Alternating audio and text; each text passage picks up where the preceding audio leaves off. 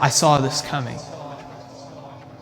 My knees were shaking from the weight of the painstaking trek, but at least the braking was better than this total train wreck.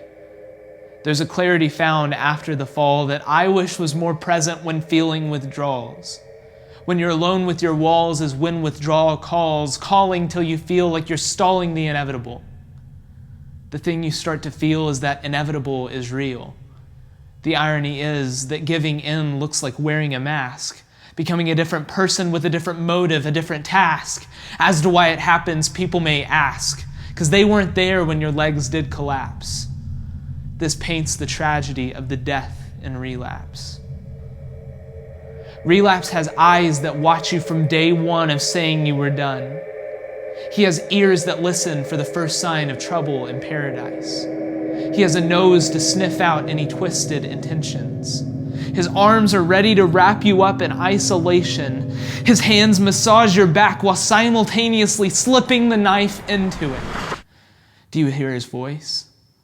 It starts as a whisper, but as he comes closer, he draws to a shout. Give up. Give up. Give up!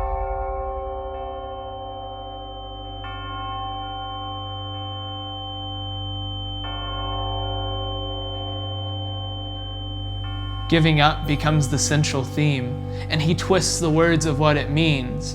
Xenophobia feels fairly foreign till it shows up in your own backyard. And fear of the unknown more accurately translates to fear of losing the known.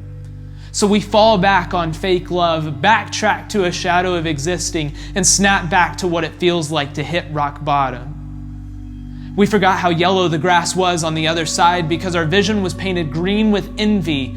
Envy toward that faint feeling we used to follow, but forgetting leaves us fake and fragile, finally ending up hollow. That truth is hard to swallow. Because what are you supposed to do when you fall so low? The thing about getting so low is that there's only one way to grow. But how many times will you start to grow just to be cut down again? And why is the slow growing process so hard to understand? What am I supposed to say to all my family and friends? I'm trying. All I know is the further you go down, the slower you start to stand. And the slower standing feels like sinking swiftly in quicksand. An illusion that makes it seem like resistance is futile, when the futile thing is going back to the addictive substance pile. It's pretty pointless, and we know it all too well. That's what makes the going back a living, breathing hell. But through the aching of each waking moment, fighting the end of a rope, after taking months and years of making every effort to cope, we start to see the time it took bear fruit and offer hope. I look back on all the times the Holy Spirit flooded my mind. The mess and substance are easier to walk away and leave behind in favor of a love so pure and kind. This kind of kindness rewrites my relapse. It says that relapse doesn't guarantee collapse. We pick up and confess where we left off instead of believing worthless lies which whisper that we're worthless. Do you see it? Light in its purest form. The dark circles that enveloped my eyes are no longer the norm. I'm no longer condemned to fight from within a storm. The battleground is changing. The freedom sound is raging. Do you hear it? The sound of symphonic unity. The sounds of earth groaning perpetual melody. The songs of freedom healing entire families. The bright beauty is born from the stark contrast. The present can be seen with purpose when purpose is given to the past. It's real, and forming real life changes that really, really last. Even now, it starts as a whisper, but grows to a shout. Abba.